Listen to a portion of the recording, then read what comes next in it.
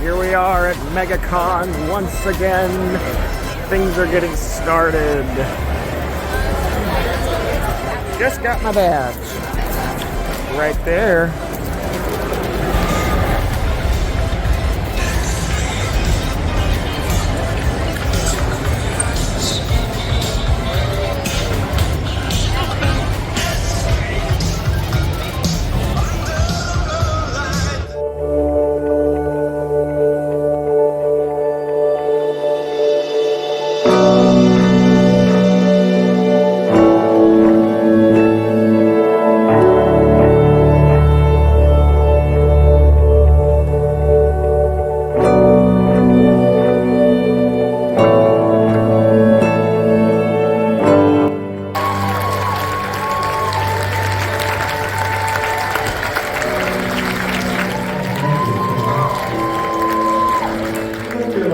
I couldn't find my way here. No, really. I mean, I thought, you know, when you get on the stage and think, well, we're going to talk about and ask questions, I thought, you know, the spirit of adventure.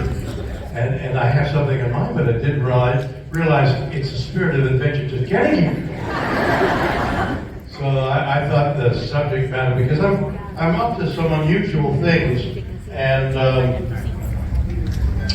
I thought maybe I'd tell you a little bit about it, and then I'll take questions and play nice. But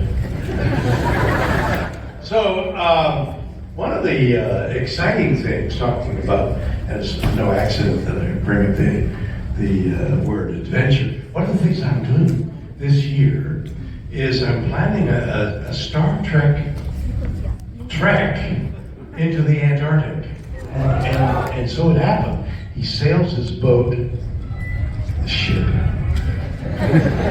into the Antarctic. The ice that's melting and freezing and unfreezing, freezes around his boat, starts to crack his ship, doggone it, and they jump off and they get their lifeboats and they pull their lifeboats across the freezing ocean ice to where it's open sea, get in their lifeboats, and they're on the Antarctic.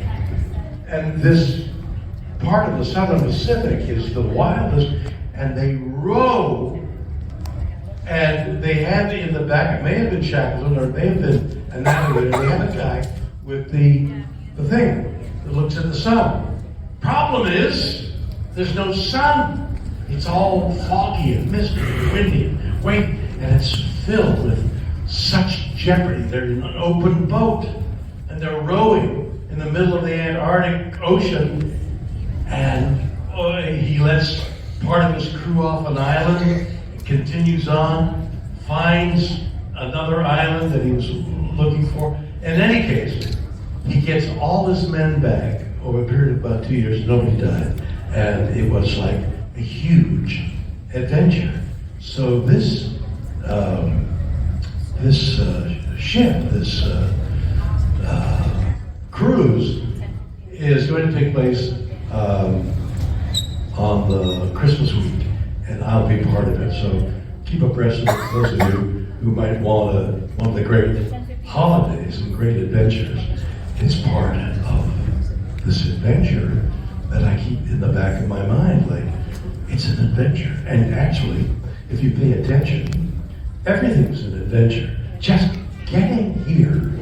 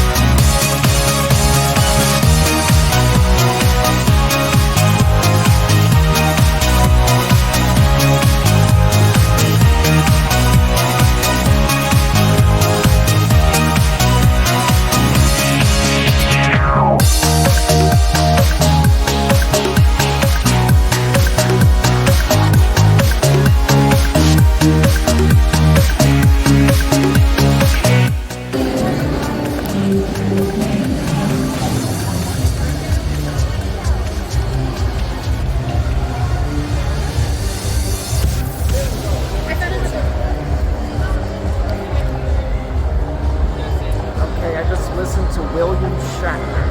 That was very cool. That's probably a once-in-a-lifetime experience. Now I'm going to go see Geena Davis and Susan Sarandon from Thelma and Louise. There is the Hyatt Regency right across the street. There, I met up with fantasy author C.L. Schneider, and the two of us sat and had a chat for an hour or two, which is pretty cool. That was a couple years ago now. I'm sure Cindy remembers. I am waiting in the theater to see Susan Sarandon and Geena Davis. Thelma and Louise. This theater is huge. This is in the convention center.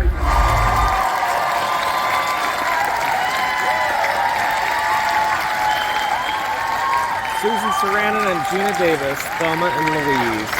That's awesome. You're gonna pushes it like this. Yeah, I'll push it like that. Well, thank you guys so much for being here. This is amazing. I'm gonna, I guess, chat with you guys for a few, and then we'll go to some audience questions. So I just wanted to say, obviously, in the iconic Thelma and Louise, you guys are sensational. It is such a wonderful movie. What do you think made for your amazing chemistry in the film? You're asking me. I mean, first of all, we were in a land of men.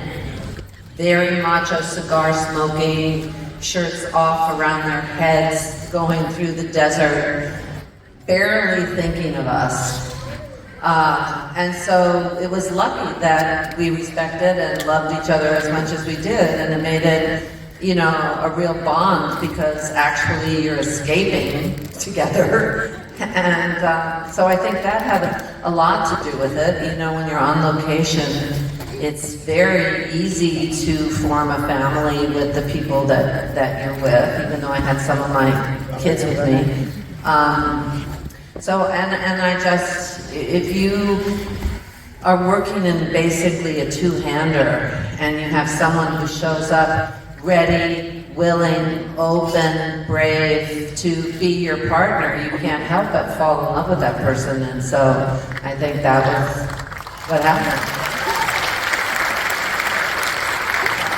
I just fell in love with Susan. I admired her already so much, but I just was so overwhelmed by what an incredible person she is, and it really it changed my life being able to work with her, and we loved it. And every once in a while, Susan would say, I don't know if you remember her saying, "See how fun it is to work with women." Yeah, it is. We would do so many different kinds of takes and everything that Susan said. You could make 12 different movies out of this, depending which takes you. We would film a lot. They would film us just in the car at the beginning of the day at sunrise, at the end of the day at sunset. And we started to worry that maybe we were just going to be like a voiceover for all this amazing footage that they were getting. And he's somebody who really works from pictures, you know. I mean, he doesn't care as much about the dialogue, and so we were given liberty to move a lot of the dialogue around, actually, and cut some and put things in different places, because as long as he knew what he was going to shoot, he would give us kind of a free. But toward the end of the film, I don't know if it was the last day, when we were, do you remember when was it finished? What did you teach me those lines in Swedish? So we did this thing where we learned a few lines in Swedish that we put in at the end of the day, and they were so confused they thought the film was backwards.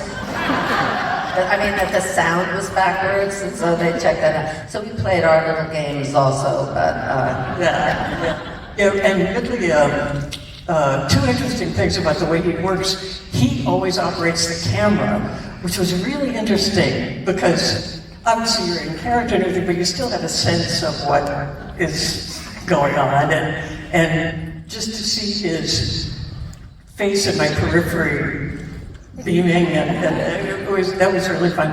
But also, unlike any other director I've ever worked with, he shot our close-ups at the same time.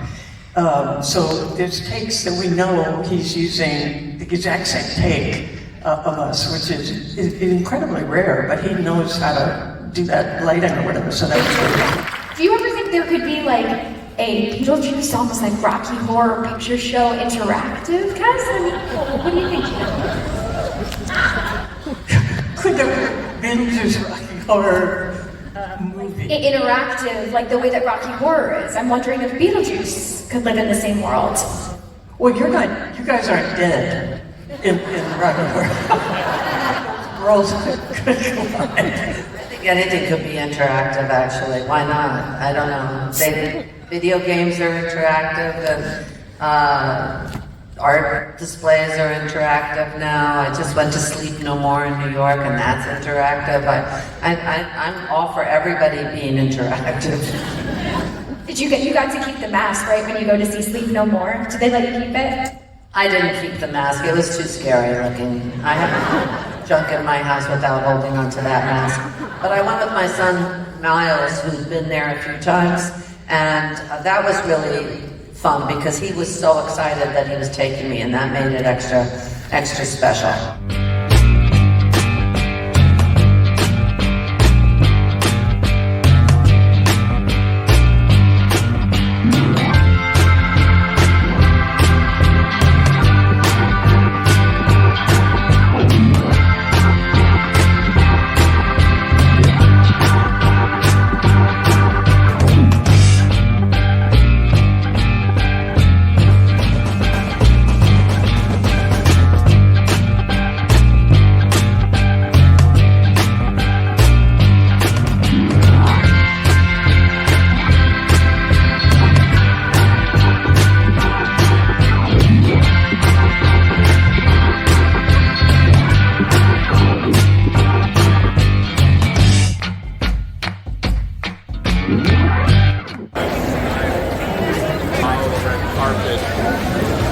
We spent 3 hours at lunch and I'm back and I'm having a beer here at Megacon for one last hurrah.